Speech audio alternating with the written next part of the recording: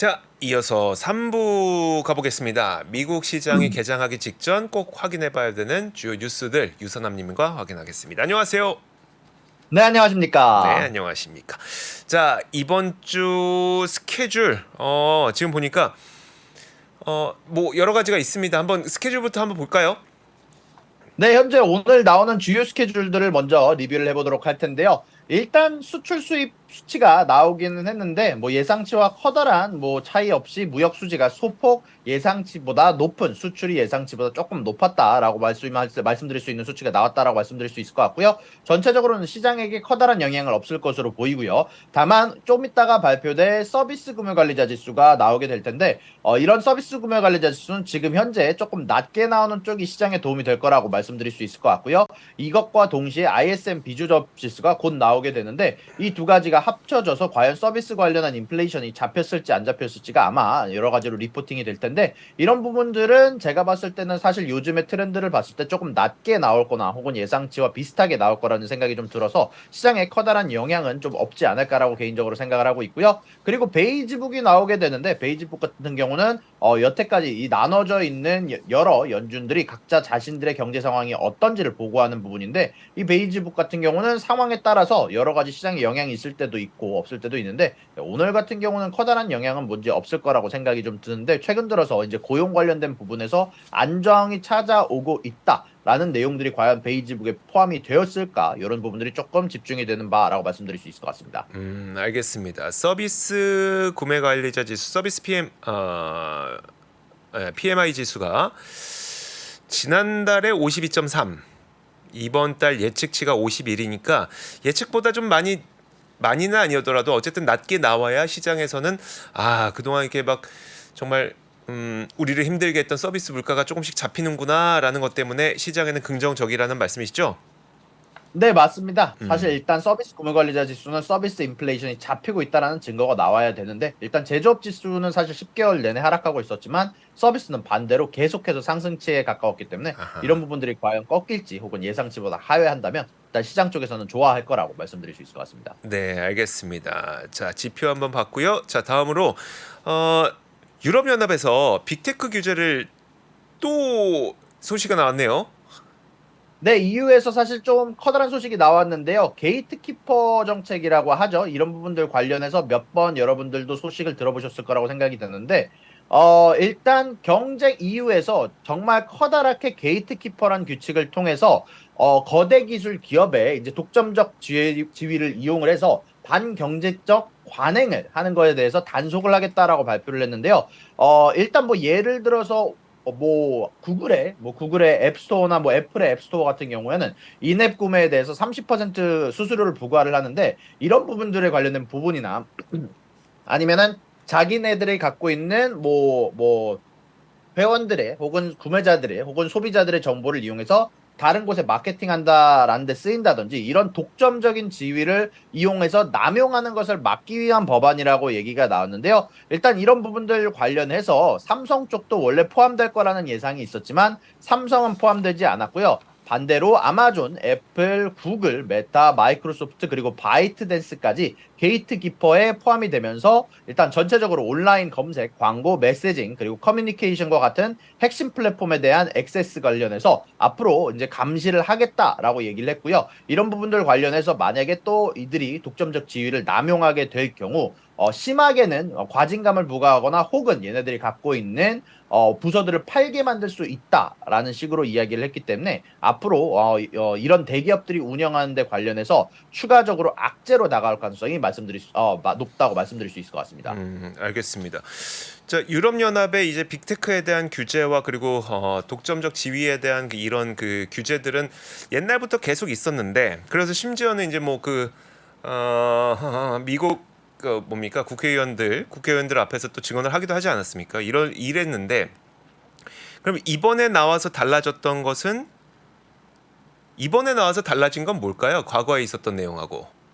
이번엔 실질적으로 아예 이 명단을 지정해서 이쪽을 찾아보겠다라고 얘기를 한 내용이고요. 거기 음. 관련해서 여태까지는 과징금을 부과를 하긴 했지만 이걸 아예 대놓고 구글, 메타, 애플 니네들은 요거에 관련돼서 우리의 계속 감시를 받을 거야라고 얘기를 했고요. 여기에 포함된 것들이 굉장히 규제될 내용들이 센 것들이 많기 때문에 자사 서비스 키워 팔기 금지, 앱스토어가 예를 들어서 구글 내에서만 다운받을 수 있는 앱을 애플에서도 다운받을 수 있게 해야 된다라고 얘기를 하는 등 독점적 지위를 막는 약간 그런 식의 약간 좀 어떻게 보면 애매모호하게 좀 넓게 적용될 수도 있는 부분들 관련해서 이제 여러 대기업들의 행보에 조심스럽게 만들 수 있는 부분들이 포함이 됐기 때문에 제가 봤을 때는 이번 조치는 조금 생각보다는 좀 크게 받아들여질 수 있다라고 좀 생각이 좀 드네요. 네, 알겠습니다. 알겠습니다. 자, 그리고 FTC에서 아마존을 고소했어요? 네, 원래 사실 예전부터 아마존과 독점 관련해서 여러 이야기가 좀 오가고 있었다라는 얘기가 있었고, 사실 8월 15일자 기준으로 FTC의 위원들과 그리고 아마존의 법무부 팀이 서로 이야기를 하면서 이 독점 관련해서 어떻게 해결할 것인지, 이거에 관련돼서 컴펜세이션을 어떻게 줄 것인지 얘기가 나오고 있었는데, 이런 부분들 관련해서 서로 합의점을 참지 못해서 결국 FTC와 아마존이 독점 금지 관련해서 소송을 들어간다라고 얘기가 나왔습니다. 알겠습니다. 자, 아마존의 경우에는 뭐 지금 한 0.38% 정도 하락하고 있고, 그리고 어제 아마 아마존이 약간 빠졌을 거예요. 자, 이런 소식들이 좀 영향을 미친 것으로 보입니다. 이런 가운데 자, 로쿠가 인력 감축한다면서, 그러니까 비용 절감을 위해서 인력 감축한다면서 오히려 시간의 거래에서 주가가 크게 떠오르고 있더라고요. 네, 맞습니다. 로쿠가 인력 감축을 어마어마한 양을 발표를 했습니다. 사실 로쿠 같은 경우는 현재 고용된 인원이 약 3,600여 명에 해당하는데 그것의 10%에 해당하는 인원 약 360명을 감축할 것으로 예상되는 부분을 파일링을 하게 되면서 전체적으로 이런 부분들 관련해서 커다란 금액을 여러 가지로 사용처를 줄일 수 있을 것으로 예상이 되기도 하고 최근 들어서 로쿠가 자신들의 매출된 부분에서 예상치를 크게 상승시키기도 했음에도 해서 전체적으로 이런 부분들이 로쿠 주가에 커다란 영향을 주고 있는 것으로 보입니다. 네, 알겠습니다. 사실 저는요, 이 로쿠가 좀 궁금해요. 그러니까 우리가 실제로 사용을 못 해보다 보니까 도대체 로쿠는 어떻게, 그러니까 이 스트리밍도 보고 저 스트리밍도 보고 할 수 있는 거잖아요. 이거 로쿠 어떻게 쓰는 거예요? 일단 로쿠 같은 경우는요 여러 가지 스트리밍용 디바이스를 보여주는데 정확히 말하면 요즘에 스마트 TV들 있잖아요. 네. 스마트 TV가 아닌 것들도 스마트 TV처럼 쓸 수 있게 만들고 그 스마트 TV 내에서 여러 가지 스트리밍 서비스를 볼 수 있게 해주는 장치라고 생각하시면 좋습니다. 그럼 뭐 이렇게 USB처럼 생겼나요? 네, 약간 조그맣게 생긴 요런 뭐 약간 뭐 굉장히 뭐 타블 지갑만한 사이즈의 약간 네. 장치가 있고 이거를 그냥 테레비에 연결해서 애플 TV 장치처럼 쓰는 장치라고 생각하시면 됩니다. 그러면은 그거를 제품을 기기를 사고 그다음에 이제 월 구독료를 내고 뭐 이런 방식이에요? 월 구독료를 내는지는 제가 아직 안 어. 써봐서 모르는데 제가 알기로는 글쎄요. 제가 제 친구가 이제 로크를 굉장히 좋아하는데 그 네. 친구가 구독료를 딱히 내고 있는 것 같지는 않거든요. 제가 어. 알기로는 셋톱 박스로 팔고 있는 것으로 알고 있습니다. 알겠습니다. 셋톱 박스.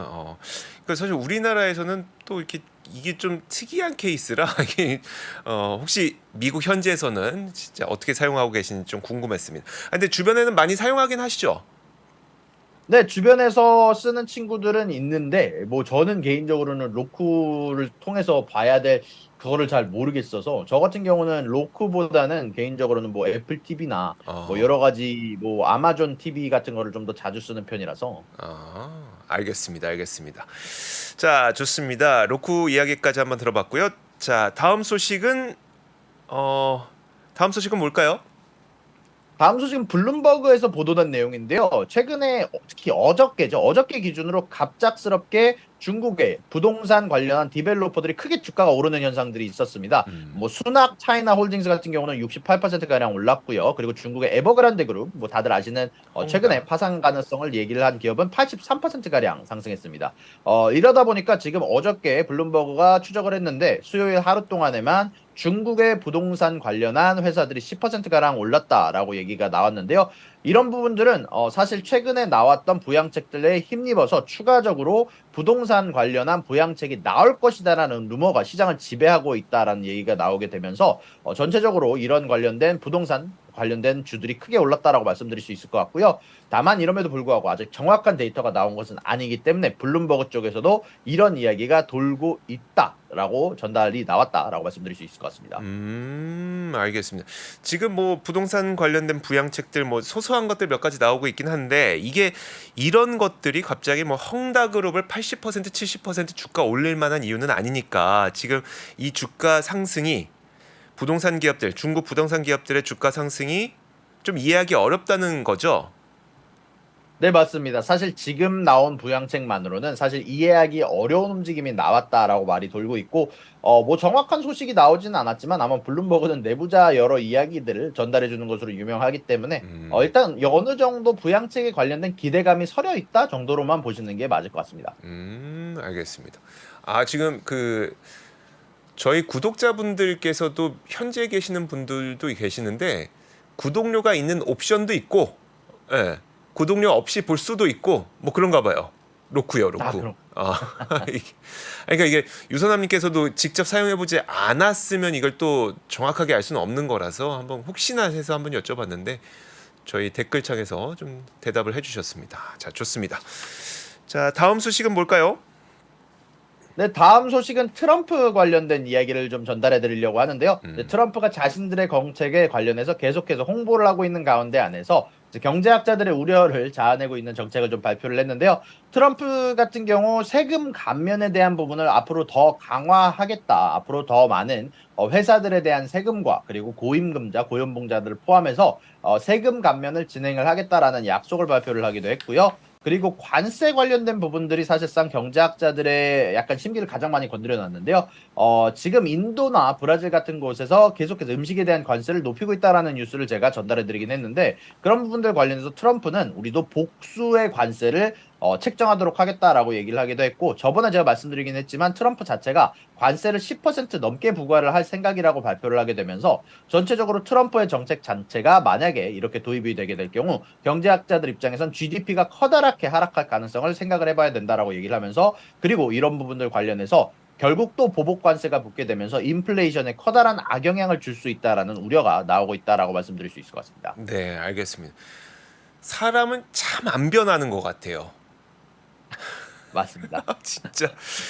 아, 이번에 이제 그 내가 그러니까 아직 대선 본격적인 캠페인 막 들어간 건 아니니까 어쨌든 지난 그 트럼프 전 대통령의 임기 당시에 썼던 그 법인세 인하와 관세 인상 이거를 계속 다시 쓰겠다는 거니까 참 사람은 정말 안 바뀌는 것 같습니다. 물론 뭐 바뀌어야 된다는 의미는 아닌데 참 그러네요. 만약에 지금 그 관세를 인상하게 되면은 지금도 이미 트럼프 대통령이 전 대통령이 올려놓은 관세가 그대로 적용되어 있는 거잖아요. 맞습니다.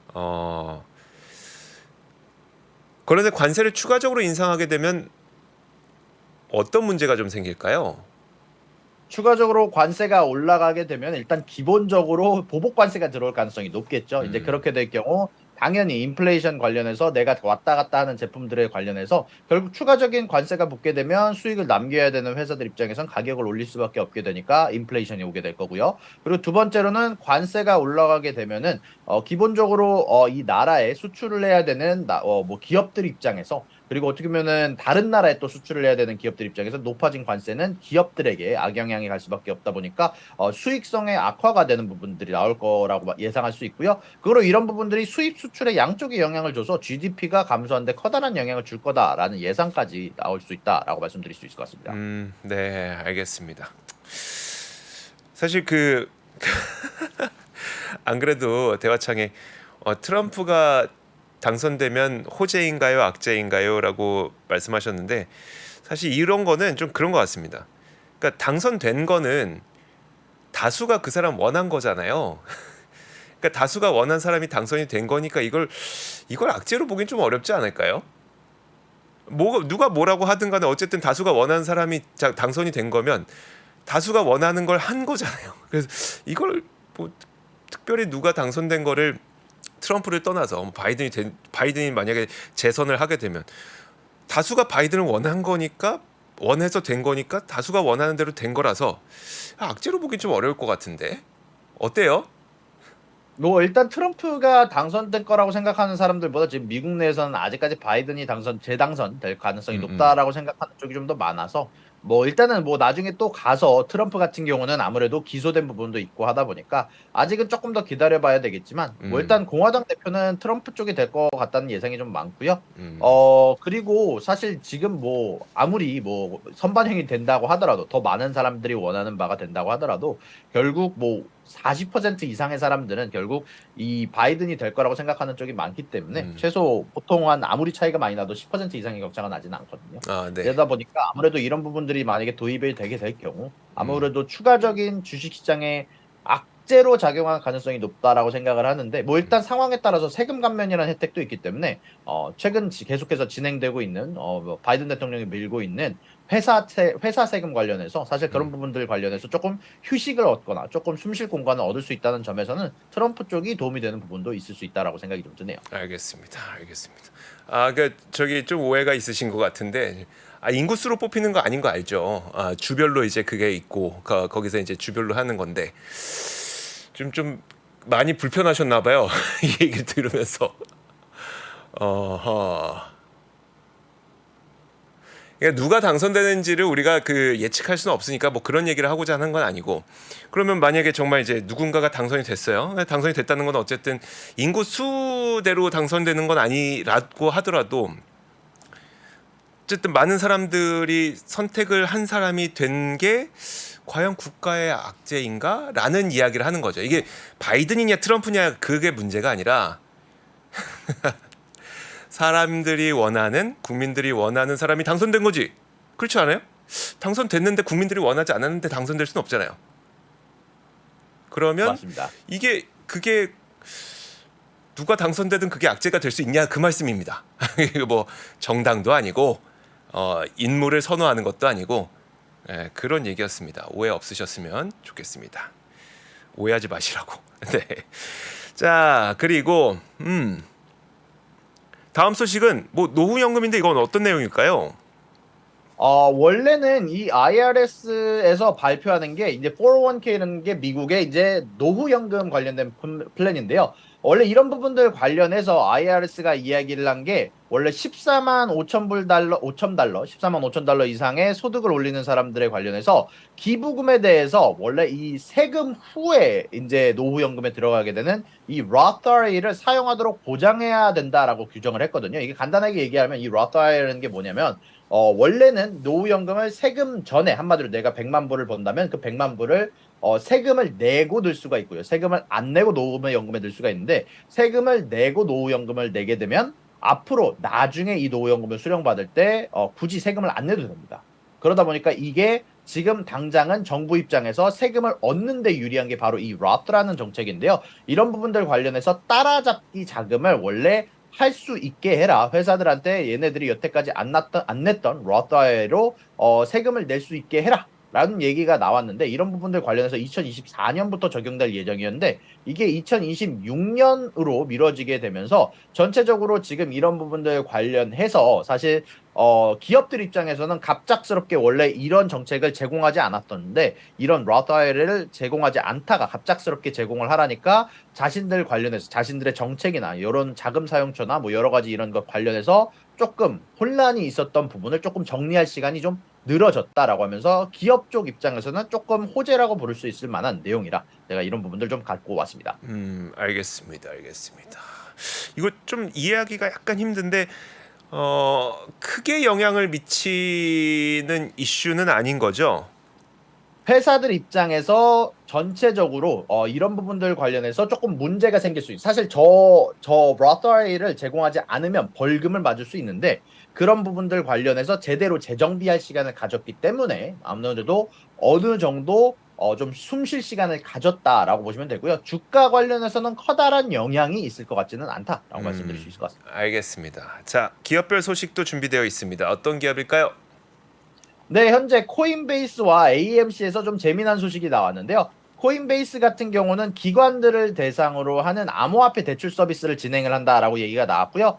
AMC 같은 경우는 제가 몇 번 언급해드리긴 했지만 오퍼링이 계속 나올 것 같다. AMC 위험하다라고 언급을 해드렸고 실질적으로 오늘 AMC 쪽에서 40밀리언 달러에 대한 오퍼링을 파일링을 했다라는 발표가 나오게 됐습니다. 네, 알겠습니다.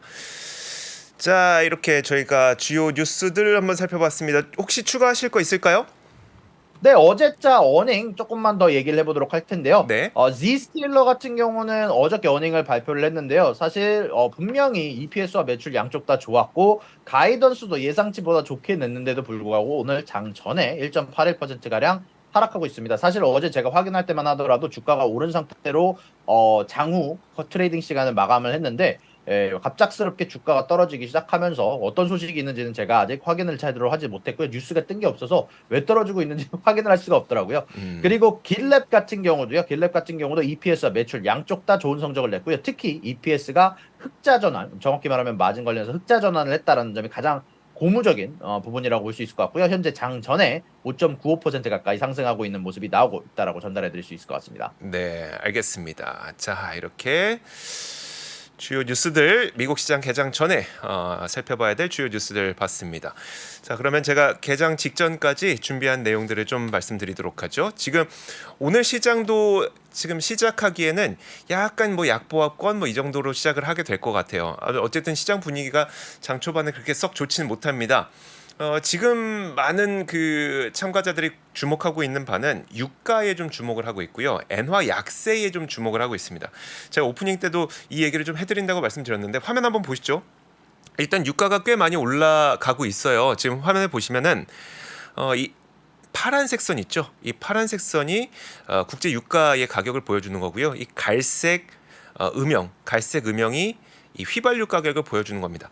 뭐 그냥 너무 당연하죠. 국제 유가 올라가니까 휘발유 가격 따라 올라가는 거 너무 당연한데, 자, 이런 것들 때문에 지금 시장에서 좀 약간은 두려움을 갖고 있는 게, 어쨌든 유가 상승 때문에 다시 한번 그 좀 물가가 올라가는 것 아니냐라는 이야기를 하게 되는 거고요.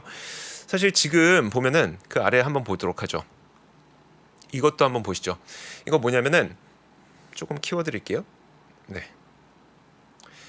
그 제조업 PMI 지표를 국가별로 분리를 해 놓은 거고, 이 주황색으로 가면 갈수록, 그리고 50을 넘어서 주황색으로 가면 갈수록 제조업 경기가 굉장히 활발하구나.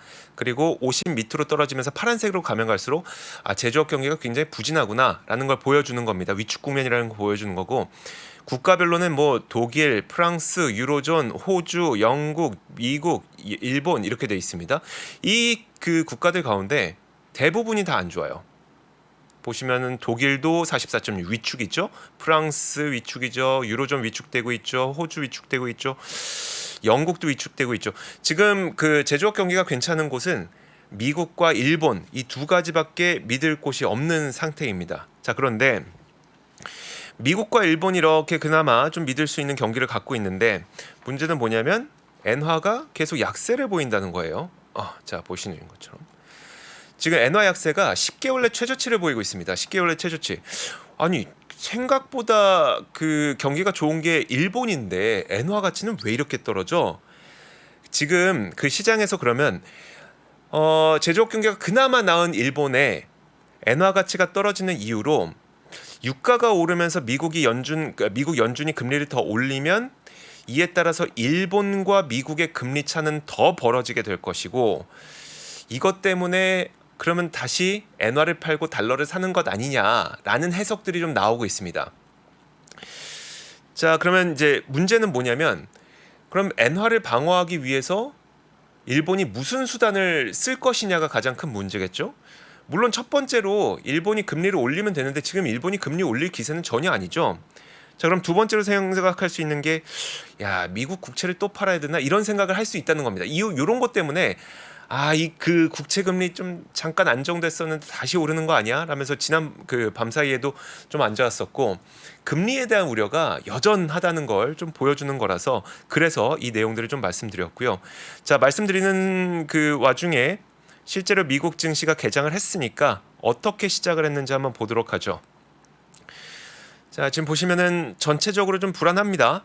나스닥이 0.2, 뭐 다우도 0.3, S&P 500도 0.3 이 정도로 움직이고 있고, 자, 시장 전반적인 움직임 모습을 보더라도 크게 올라가는 종목을 찾기는 쉽지 않습니다. 뭐 빅테크 기업 가운데는 메타가 한 0.9% 오르고, 세일즈포스가 한 1% 정도 오르는 것. 그리고 이 종목은 뭘까요? 아, 덱스콤. 덱스콤이 오늘 왜 오를까요? 여러분 아시죠? 덱스콤의 경우에는 그 CGM이라고 해서 글루코즈 모니터링, 연속 글루코즈 모니터링 시스템을 하는 그 기업인데, 뭐 10일 동안 붙이고 있으면 실시간으로 이제 당뇨병 환자들 혈당 농도 측정하는 그 기업이 덱스콤인데, 이게 오늘 꽤 오르네요. 어쨌든 이런 몇 가지 특별한 기업들 빼고는 전체적으로 약간 부진한 그런 현상이 나타나고 있습니다. 금리도 함께 보도록 하죠. 그럼 이왕 말 나온 김에. 보시는 것처럼 얼마 전까지만 하더라도 금리가 다소 안정세를 찾아가는 모습이 보였었죠. 그러니까 4.1 정도까지 떨어졌었는데 다시 금리가 또 크게 좀 오르고 있는 모습이 나타나서 아마 시장에서는 약간은 좀 이렇게 어려운 모습이 나타나지 않을까라는 생각이 듭니다. 자, 또 한 가지 뉴스가 뭐가 있었냐면, 자, 이겁니다. 중국에서 공무원들에게 아이폰 사용하지 마라는 그런 지령을 내렸다고 합니다. 이 소식이 있고, 그리고 뭐 오늘 애플이 하락하는 게 이것 때문인가 싶긴 하지만 어쨌든 애플은 좀 약간 하락하고 있긴 한데요. 자, 중국이 공무원들한테 일할 때 아이폰을 사용하지 말라고 지시를 했고요. 근데 실제로 애플의 전체 매출 가운데 19%가 중국이 차지하고 있기 때문에 약간 좀 걱정이 되는 거죠. 물론 공무원들에 한해서 그 사용을 금지한 것이라서 뭐 갑자기 뭐 중국인들이 다 같이 뭐 아이폰 사용 안 하거나 이런 일은 아닐 텐데, 실제 판매에 미칠 영향력은 좀 적긴 하겠지만 어쨌든 애국주의를 부추기는 상징적인 움직임이긴 해서 이게 어느 정도 여파가 있을지는 좀 지켜봐야 될 것 같습니다. 근데 여러분 기억하시겠지만 이 케이스가 처음은 아니거든요. 그러면 중국 공무원들한테 미국 물건 사용하지 마 했던 게 혹시 떠오르는 거 있으신가요? 2021년에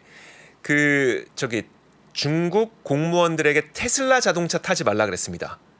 그때 이유가 테슬라에는 8개의 카메라가 있잖아요. 그러니까 이렇게 그 카메라를 통해서 그 중국의 민감한 기업 내지는 민감한 기관의 그 정보, 뭐 지리 정보라든지 이런 그 민감한 정보들이 유출될 수 있다고 해서 공무원들에게 타지 말라고 했는데, 실제로 그 이후에 테슬라는 계속 더 잘 팔렸으니까 별 영향이 없을 수도 있고, 아니면 좀 상징적인 움직임이기 때문에 이게 좀 실제로 영향을 받을 수도 있고 해서 어쨌든 이 뉴스는 좀 지켜봐야 될 것 같습니다. 자, 다음 소식은 한 가지만 더 보여드리도록 하죠. 이거는 뭐 제가 뉴스를 준비한 건 아니고, 노보노디스크가 이제 유럽 최대 기업으로 등극했다는 사실은 제가 몇 차례 전해드렸었죠. 어제 이미 전해드렸었는데, 노보노디스크가 위고비를 이제 영국에서도 출시한다는 소식을 내놨습니다. 근데 이게 좀 놀라웠던 게 뭐였었냐면, 자, 노보노디스크 오늘도 약간 올라가고 있는데, 그 놀라웠던 게 뭐냐면, 사실 노보노디스크는 워낙 인기는 많은데, 위고비가 워낙 인기는 많은데 생산을 제대로 하지 못해서 물량 공급이 굉장히 부진했었잖아요. 그래서 이제 지난번에 그 캐털런트 이야기도 해주셨었고, 캐털런트가 이제 CMO 기업입니다. 실제로 만드는 기업. 그 얘기도 해주셨었는데, 그럼에도 불구하고 영국까지 지금 이렇게 진출을 했다는 것이고요. 그래서 영국에서는 약간 물량 조절을 할 거라고 합니다. 그러니까 영국은 의료 시스템이 공공 의료 시스템이 있잖아요. 그러니까 NHS라고 해서 공공 의료 시스템에서만 해줄 수 있는 그 정도의 물량만 좀 내놓을 거라고 합니다. 어쨌든 제가 보여드린 이유는 비만 치료제에 대한 수요는 굉장하구나라는 걸 좀 보여드리고 싶어서 이 내용을 준비를 해봤습니다. 자, 유선남님, 초반 분위기가 별로 좋지 못하네요. 그러게요. 아무래도 전체적으로 조금 좀 시장 분위기가 좀 좋지 않은 분위기로 가고 있는 것 같고요.